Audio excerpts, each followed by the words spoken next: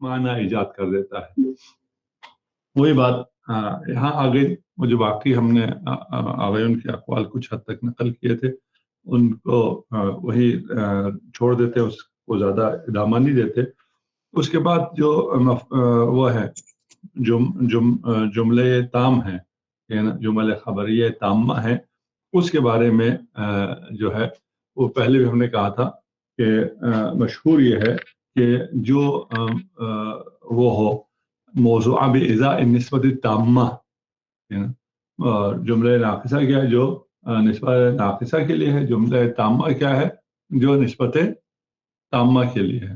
ٹھیک، اسے ہم نے کہا تھا کہ یہ بات اتنی کافی نہیں ہے سمجھ میں آنے کے لیے کہ جملہ تامہ نسبت تامہ کے لیے ہے اور جملہ ناقصہ نسبت ناقصہ کے لیے ہے. یہ ہم اس کو نہیں سمجھ سکتے، اس لیے ہمیں اس کو تھوڑا سا واضح کرنا ہوگا. مسئلہ کیا ہے، جب آپ جملہ مثلا زید قائم بولتے ہیں تو یہاں پر نسبت ہے زید میں اور قیام میں، ہے نا. اب یہ جو نسبت ہے یہ خارج میں ہے یا ذہن میں ہے؟ اگر آپ کہیں گے نسبت خارج میں ہے تو زید قائم یا زید موجود، وہاں پر آیا دو چیزیں ہیں، ان میں نسبت خارج میں ہے یا نہیں ہے. یہاں پھر بھی آپ کو تھوڑا وہ کچھ اس سے واضح اور اس سے زیادہ محسوس کرنا صحیح نہ ہو. اظہر اور ابین چیزیں ہیں، یعنی اللہ کی جو صفات ہیں، اللہ موجود یا اللہ عالم، یہ خارج میں دو چیزیں ہیں جن میں نسبت ہے. یقیناً خارج میں دو چیزیں نہیں ہیں جن میں نسبت ہو، اور وہ نسبت اور وجود رابط ہو، فلان ہو، یہ ساری چیزیں ہم وہاں پر نہیں کہہ سکتے. اگر خارج میں نہیں ہے تو ذہن میں ہے، اور جو نسبت خارج میں نہیں ہے وہ نسبت ذہن میں کہاں سے آ جائے گی؟ یا جن چیزوں کی نسبت خارج میں ہے، یہ الجدار ابیض، یہ تو باہر ہے نا، خارج میں ہے نا. یہ جو نسبت ہے، یہ جو خارجی نسبت ہے، یہ نسبت میرے ذہن میں آئے گی. یہ نسبت تو میرے ذہن میں نہیں آئے گی، وہ نسبت خارجیہ الگ ہے. اگر آپ کے ذہن میں کوئی نسبت ہے تو وہ نسبت ذہنیہ الگ ہے. ٹھیک، اس کو اگر سامنے رکھیں تو ہم کہتے ہیں کہ جو جملے خبریہ تامہ ہیں یہ وضع ہوئے ہیں اس کے لیے نسبت ذہنیہ کے لیے. نسبت ذہنیہ سے مراد کیا ہے؟ وہ جو بحمل شائع نسبت ذہنی ہے. یعنی مفہوم نسبت نہیں، بحمل اولی نہیں کہہ رہے ہم، یہ بات ہوا ہے نسبت کے لیے، یہ بلکہ بحمل شائع کہہ رہے ہیں. یعنی اس مصداق کے نسبت کے لیے وضع ہوا ہے جو نسبت کس میں ہے؟ ذہن میں ہے نا. اچھا، اب جب وہ ذہن میں ہے اور وہ نسبت ہے، اس نسبت کے خصائص الگ الگ ہیں، کیونکہ چیزیں مختلف ہیں. کبھی جوہر و عرض ہے، کبھی صفات خدا ہیں، کبھی وہ اس میں سے ہیں اعتباریات میں سے ہیں، کبھی وہ انتزاعیات میں سے ہیں. اس وجہ سے ان کی اپنی جو خصوصیات ہے، خصائص ذاتیہ ہیں، جہاں ہیں وہ الگ الگ ہوں گی. اس کا موطن کبھی ذہن ہوگا، کبھی خارج ہوگا، کبھی اعتبار ہوگا، کبھی انتزاعیات ہوگا.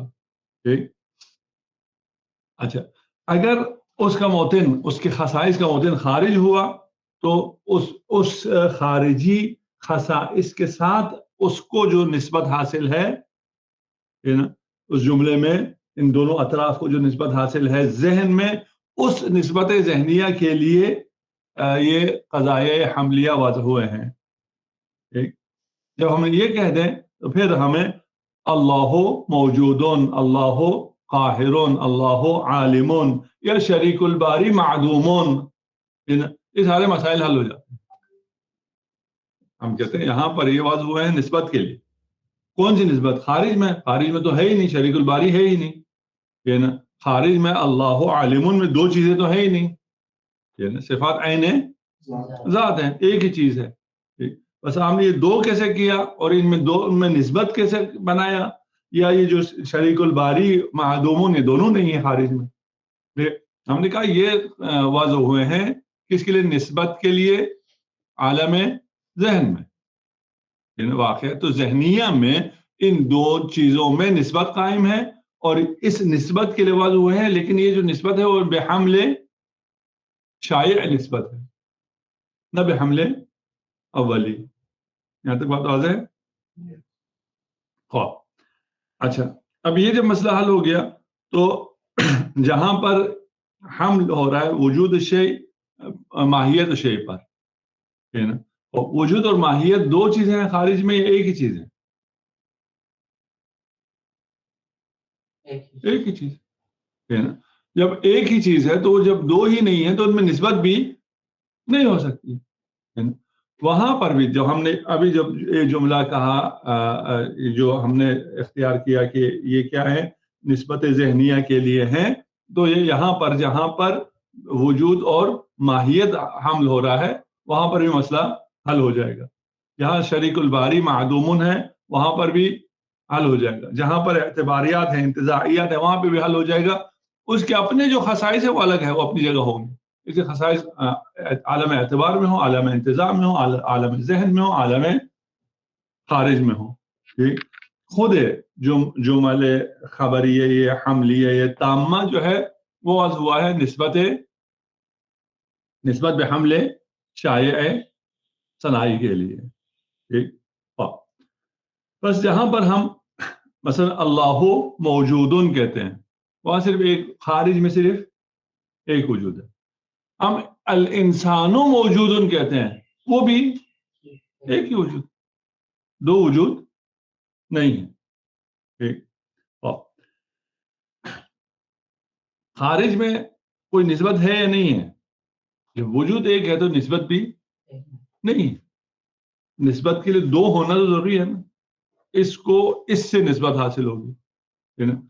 جب خارج میں جو چیزیں اعتباریات ہیں، انتزاعیات ہیں یا وہ محالات ہیں وہ خارج میں ہیں ہی نہیں، یا اگر کوئی چیز ماہیت و وجود ہے وہ خارج میں ہے اور وہ ایک ہے تو یہ نسبت خارج میں نہیں ہے. یہ ساری نسبت ذہن میں ہے، اور اس کا قوام ان دو نسبتوں سے ہے جو وجود ذہنی میں. آپ کا ذہن ماہیت کو الگ کرتا ہے، وجود کو الگ کرتا ہے. ان دو کو الگ کر کے آپ کہتے ہیں الانسان موجود ہو. یہ نا یہ الانسان کیا ہے کہ یہ ماہیت ہے انسان. موجود کیا ہے؟ یہ وجود ہے انسان. خارج میں کیا ہے؟ خارج میں دونوں ایک ہے. ٹھیک ہے نا. بس یہ جو نسبت ذہنیہ کے لیے واضح ہوا ہے، یہ قضائے معقولہ کبھی خارج میں سرے سے ہوتے ہی نہیں ہیں. کبھی ہوتے ہیں تو اس کا ایک وجود ہوتا ہے خارج. اللہ موجود ہے، الانسان موجودن کی طرح کبھی ایک ہوتا ہے، کبھی شریک الباری معدومن کی طرح کچھ بھی خارج میں ہوتا ہی نہیں ہے. ٹھیک ہے نا. اس کے بعد یہ جو آپ کا قضاء حملیہ ہے، اگر یہ بے مفاد کانہ تامہ ہوں، جیسے الانسان موجودون، ٹھیک، یہاں پر موضوع اور محمول دونوں کیا کر رہا ہے؟ صرف ایک وجود کو بیان کر رہا ہے. ٹھیک. بس یہاں جہاں پر ایک وجود کو بیان کر رہا ہے اور بے مفاد کانہ تامہ ہے، یہاں پر چاہیے کہ یہ جو دو چیزیں آپ نے بنائی ہیں ایک ہی چیز، اس کو آپ نے عالم ذہن میں دو بنا دیا ہے نا. انسان کہا اس کو موجودن کہا ہے، زید کہا اس کو عالمون کہا ہے.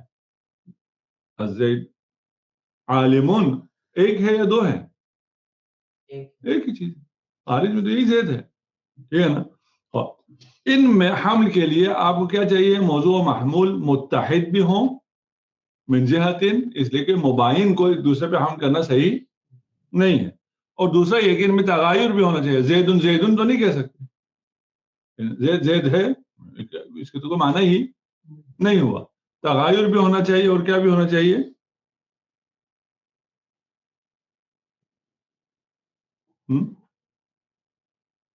تغایر بھی ہونا چاہیے اور اتحاد بھی ہونا چاہیے. ٹھیک ہے نا.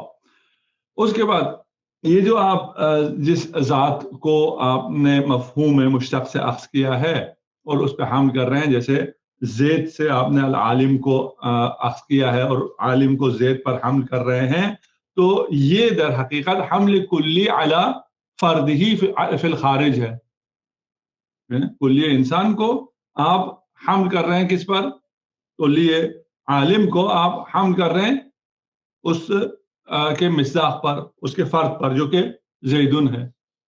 العالم بہت ہے، لیکن آپ زیدن عالمون سے اس عالم کو آپ کیا کر رہے ہیں؟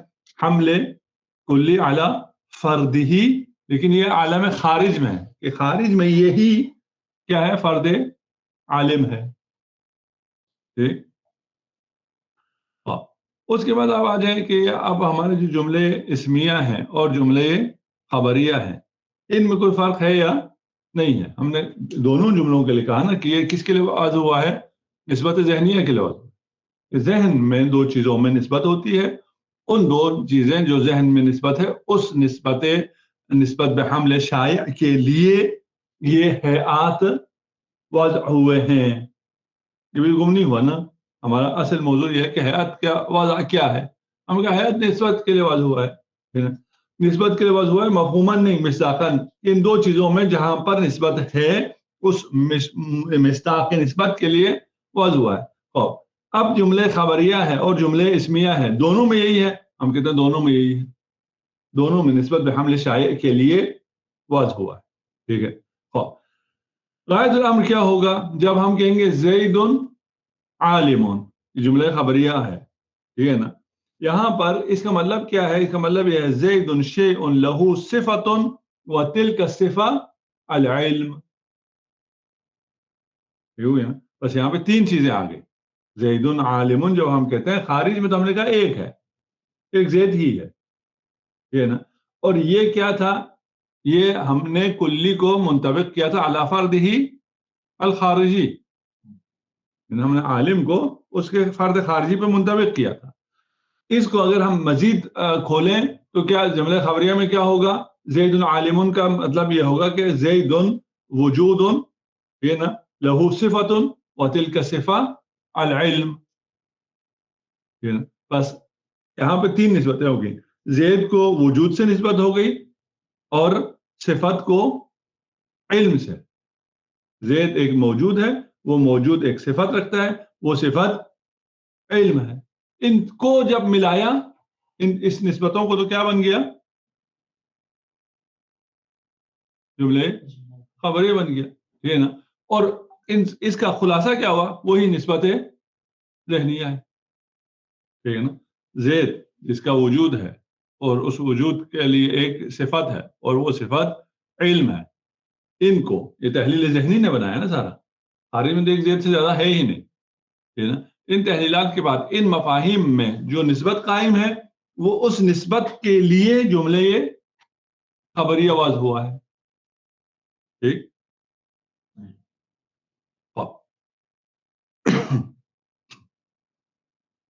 اما جملے فعلیہ مثلا ضرب زید، یہ بھی کسی لیے، یہ بھی اسی کی طرح جملے حملیہ کی طرح یہ بھی کس کے لیے واضح ہوا ہے؟ نسبت کے لیے واضح ہوا ہے. یہاں تو واضح ہے، ٹھیک ہے نا. فرق کیا ہے؟ وہاں ہم نے کہا تھا زید لہو صفۃ وتلک الصفہ العلم، ٹھیک ہے نا. یہاں کیا کہیں گے؟ زید ضرب زید میں کہ یہاں یہ زید جو ہے اس سے ایک کیا کہتے ہیں اس کو، حدث کہیں، وہ صادر ہوا ہے. یہاں پہ جو نسبت ہے نسبت صدوریہ ہے، ٹھیک ہے نا. یہ نسبت حلولیہ ہے، یا نسبت باقی جو افعال ہوں گے اس کے مطابق ہوں گی. اور اس نسبت کا موتن بھی کیا ہے؟ ذہن بھی ہے اور خارج بھی ہے. زید ضارب جب آپ کہتے ہیں تو زید نے جملہ اس میں ضرب زید جب کہتے ہیں تو خارج میں بھی ایک ضرب واقع ہوا ہے، ٹھیک ہے نا. اس کو آپ نے بھی حکایت کی ہے. آپ کے ذہن میں بھی ایک زید ہے اور ایک ضرب ہے، ٹھیک ہے نا. اس زید اور ضرب میں کیا ہے؟ نسبت ہے. یہ نسبت کیا ہے؟ ان میں نسبت صدوریہ ہے، ٹھیک ہے نا. ضرب زید عمرا میں یہ نسبت حلولیہ ہے. امر پر یہ ضرب واقع ہوئی ہے. ٹھیک. بس یہاں پر یہ جو نسبتیں ہیں یہ جو حقائق ہیں خارج میں موجود ہیں، زید بھی موجود ہے، ضرب بھی موجود ہے، ٹھیک ہے نا، لیکن ان کے درمیان نسبت جو ہے وہ ذہن میں ہے کہ یہ ضرب اس زید سے صادر ہوا ہے، اس لیے زید جو ہے ضارب ہے، ضربہ کیا ہو گیا، زیدن ہو گیا. خلاصہ یہ ہو گیا کہ دونوں جملوں میں، جملے اسمیہ اور جملے فعلیہ، دونوں میں موضوع اللہ کیا ہے، وہی نسبت واقعہ فی الذہن ہے، موضوع اللہ ہے. جملے ہیئت جملے خبریہ یا ہیئت جملے اسمیہ، پہلے فعلیہ کہا تھا تو یہ اسمیہ، پہلے اسمیہ کا تو یہ فعلیہ، ٹھیک ہے نا. یہ ہے کہ یہ نسبت کے لیے النسبہ الواقعہ الذہنیہ کے لیے وضع ہوئے ہیں، یہ ہو گیا. اور یہ بھی نسبت جو ہے وہ بحمل شائع ہے. ان میں اختلافات کیا ہیں، وہ اختلاف اپنی خصوصیات کی وجہ سے ہیں. جو موضوع اللہ ہے، جس پر یہ جن مواد پر داخل ہو رہا ہے، جس قسم کی حیات ہے، وہ جملے اسمیہ میں بھی ہم نے کہا تھا کچھ چیزیں ہیں جو خارج میں ہو سکتی ہیں، کچھ چیزیں نہیں ہو سکتی ہیں، کچھ اعتباریات ہیں، کچھ انتزاعیات ہیں. یہاں پر بھی جو فعلیہ میں حمل ہو رہا ہے اور ادھر پہ جملے فعلیہ کیا ہے، اسمیہ میں حمل ہو رہا ہے، جملہ فعلیہ میں کیا ہے، یہ دلالت کر رہا ہے حدوث پر. جملہ فعلیہ میں حدوث در عمود زمان ہے نا، ماضی مستقبل حال میں یہ چیز حادث ہو رہی ہے. اگر عمود زمان میں حدوث ہو تو جملہ فعلیہ ہو گیا، اگر عمود زمان نہ ہو اور حدوث نہ ہو، حکایت ہو، وہ جملے اسمیہ ہو گیا. اصل وہی موضوع اللہ کیا ہے،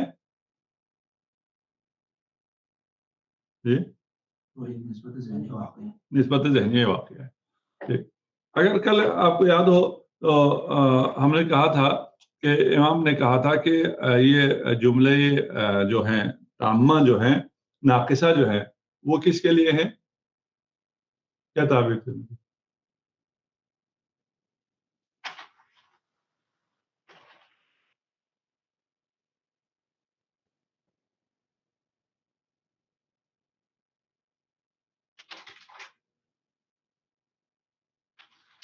جو ناقصہ ہیں وہ هو الہویہ تصوریہ کے لیے ہے، اور جو تامہ ہے وہ هو الہویہ تصدیقیہ کے لیے.